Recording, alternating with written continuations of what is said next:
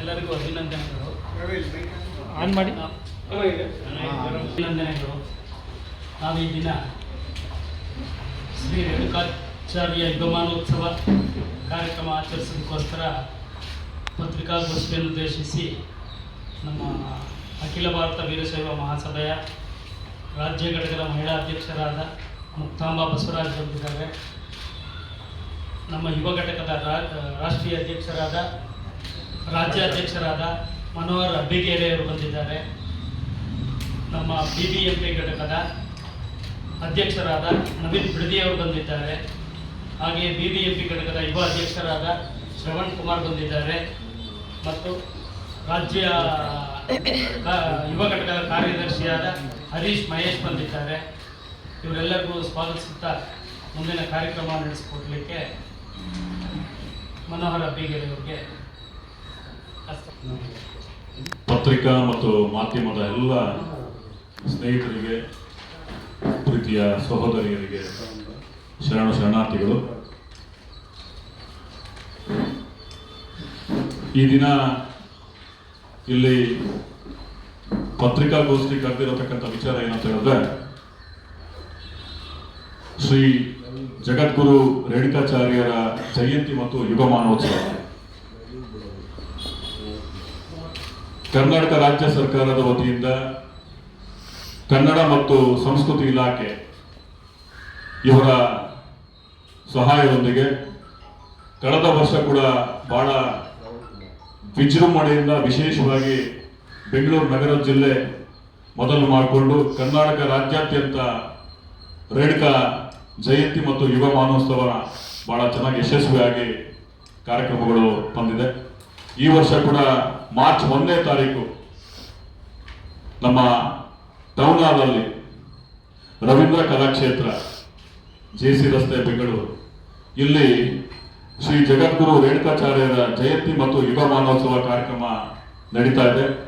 ಹಾಗಾಗಿ ಈ ಕಾರ್ಯಕ್ರಮವನ್ನು ಉದ್ಘಾಟನೆ ಮಾಡಲಿರತಕ್ಕಂಥ ಸನ್ಮಾನ್ಯ ಜನಪ್ರಿಯ ಮುಖ್ಯಮಂತ್ರಿಗಳಾದಂಥ ಸಿದ್ದರಾಮಯ್ಯ ಸಾಹೇಬರು ಕೂಡ ಈ ಕಾರ್ಯಕ್ರಮದಲ್ಲಿ ಪಾಲ್ಗೊಳ್ಳಲಿದ್ದಾರೆ.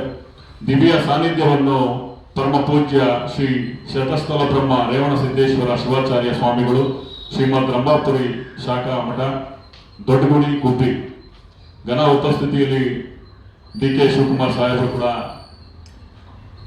ಉಪಮುಖ್ಯಮಂತ್ರಿಗಳು ಕರ್ನಾಟಕ ಸರ್ಕಾರ ಇವರು ಕೂಡ ಇರ್ತಾರೆ.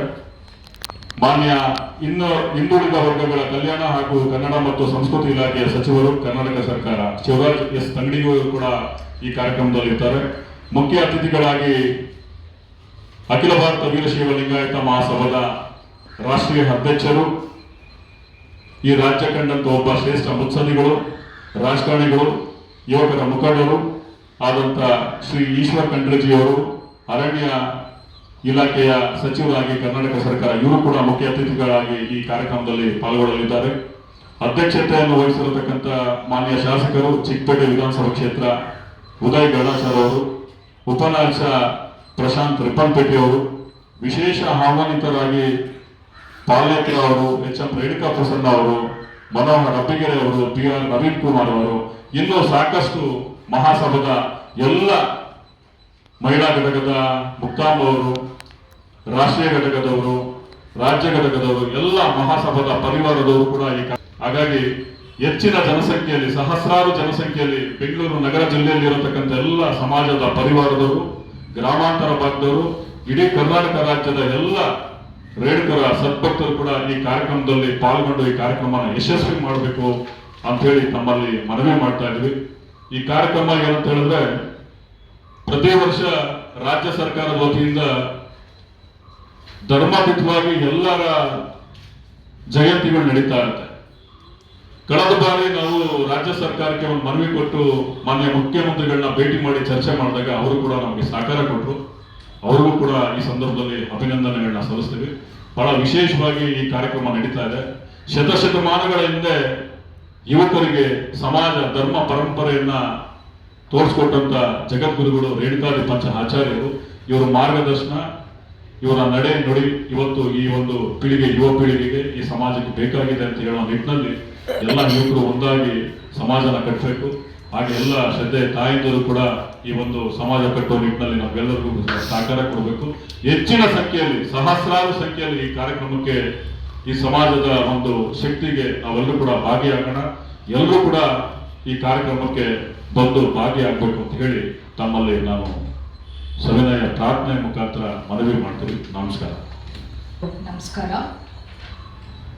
ಇದೇ ಮಾರ್ಚ್ 1ನೇ ತಾರೀಕು ರವೀಂದ್ರ ಕಲಾಕ್ಷೇತ್ರದಲ್ಲಿ ರಾಜ್ಯ ಸರ್ಕಾರದಿಂದ ಆಯೋಜಿತವಾಗಿರ್ತಕ್ಕಂಥ ರೇಣುಕರ ಯುಗಮಾನೋತ್ಸವ ಕಾರ್ಯಕ್ರಮಕ್ಕೆ ಅಖಿಲ ಭಾರತ ವೀರಶೈವ ಲಿಂಗಾಯತ ಮಹಾಸಭಾದಿಂದ ನಾವೆಲ್ಲ ವೀರ ಪದಾಧಿಕಾರಿಗಳಿದ್ದೇವೆ.